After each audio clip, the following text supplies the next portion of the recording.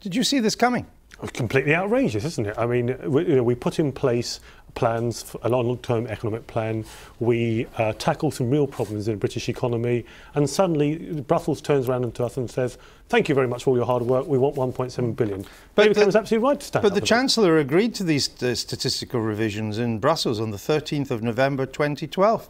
This is absolutely shocking, because just to present you with this bill and then to say we want this money by the 1st of December, they must know that, given the debate in British politics about our relationship with the EU, that this would be incendiary. But did you vote for them when they were discussed by the European Parliament in 2012? We always vote against any increases to the budget. No. There's nothing to do with increase to the budget. This was the legislation putting the rules in place to allow these statistical revisions to take place. Did you vote for them? Well, I don't remember the detail of that vote, but I'm sure it's quite a big detail. It's a detail of what's costing us 1.7 billion. Well, the interesting thing is to be told now, no one saw this coming at this moment, at this time, and surely we should have been prepared for that. Have you ever had... The Prime Minister knew about this last week. Did you know about this when you voted for the new European Commission on Wednesday? Nigel, you are loving this, aren't you? I'm asking you a simple question. Did the Prime Minister tell you, as leader of the Conservative group in the European Parliament, the bombshell that was about to hit this country? Well, I don't know when he found out, and I found out overnight. When did you know? We all found out. No, I found out. No, but I mean, I'm not. Everyone found out. No, I don't work with David Cameron. What's it like having Christmas in October? Well, he's loving it. Well, it's £57 for every man, woman, and child in this country that we have to stump up in short order. Now, or should we pay it? There is an argument that, given this is not a fundamental part of the treaties, that there could be a negotiation. And I've no doubt people will say, oh, well, in 1984, we did get a renegotiation of our contributions. But I would say that David Cameron, to me, is not Margaret Thatcher. And also, Britain finds itself in a very, very weak position. So I think we're going to have to pay the bill.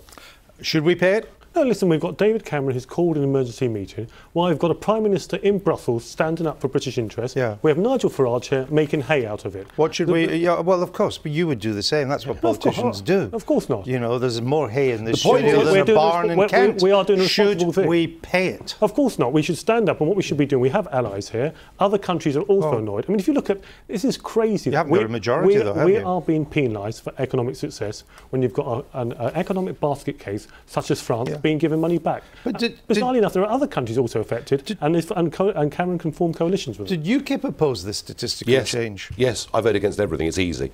You just vote against what? Pretty much. Even if it was... I abstain occasionally. Free gold bars for all of us. I generally vote against almost everything. And even cut to the EU budget. So there's no problem with that. Well, it's very interesting, isn't it? Because one of Mr. Cameron's big boasts was that he's managed to cut the EU budget. He came back, do you remember, about 18 months ago, with this great victory. He'd cut the EU budget, yet the British contribution had gone up. I mean, if that's what victory in Brussels looks like, I'd hate to see a defeat. Well, perhaps this is the defeat. Well, every time. So whichever way we do this, we lose, lose, lose. And I mean, my suggestion is that we don't pay a penny, that we stop the £55 million a day that we're currently sending to Brussels, that we go on buying their motor cars and their wine. That's fine. Right, we'll trade with them. But why do we need to pay any money at all?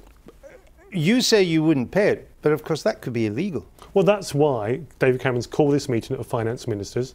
You know, some people are saying to me this morning, oh, it's all technical. No, it's not technical. It's technical and political. He's called the meeting. He interrupted the European Council meeting, and he said, I want a meeting of European finance ministers to discuss this immediately. Yeah, but as I said, he's short of allies on this. He's only got a couple.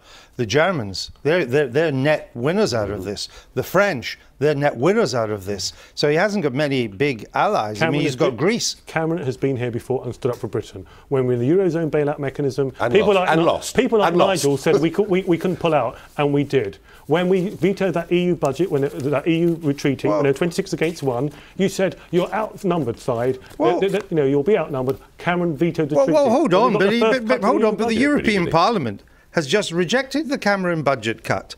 It's reversed the 1.7 billion budget cut for this year and added another 3.7 billion to the budget. So how did he win that? But that's not the end of the story. No, but it means there has to be fresh talks and with the Commission. Absolutely. And we know which way the Commission's going. But last time... So he didn't win. No, last time when we actually got the cut to the budget and we secured that, yes, it's theoretical looking back now, but when we got that cut, what happened? People like Nigel and commentators said you couldn't achieve that, and we did. And Cameron will do it again. It's a real embarrassment for you, isn't it? No, of course not. Cameron will do it again. But our contribution went up, as I say. If that's victory, what would failure look like? We cut the overall we're not budget, winning, are we? We There stopped is- the ratcheting up of it ever increasing. Sorry, the idea Nigel, that we can win through renegotiation, significant powers back from Brussels, and in particular, I think the most significant point this week up until the overnight announcement was Mr Juncker, taking over with a new commission and making it absolutely clear he's not prepared to even discuss the free movement of peoples.